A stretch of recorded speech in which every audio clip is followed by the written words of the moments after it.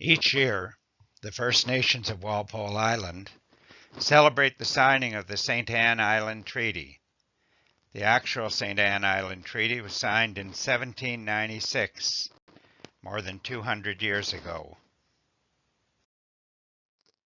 The occasion was a treaty-making process between the British Crown and the Walpole Island First Nation, flowing from the Covenant Chain of Silver, the Royal Proclamation of 1763, the Treaties of Niagara 1764, Detroit 1765, Lake Ontario 1766, and Simcoe 1794.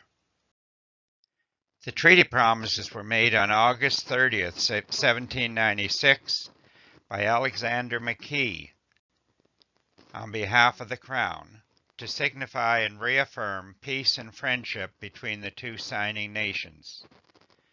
The celebration each year is also a reminder to the Canadian government of the promises that were made to the First Nations, many of which were not kept by the British Crown or by the succeeding Canadian governments.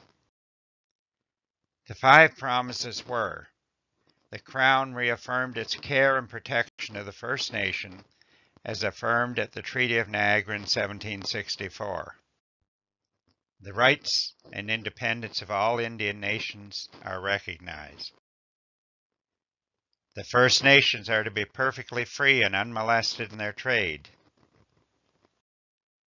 The First Nations are to be perfectly free and unmolested in their hunting grounds. The First Nations are to be free to pass and repass freely and undisturbed to trade with whom they please. The celebration is held each year to reaffirm that the First Nations believe that they do not have any borders and have the right to trade with whoever they please in North America. The celebration and reenactment of the signing of the SteAnnes Island Treaty also serves as an educational tool for the people of Walpole Island and for others.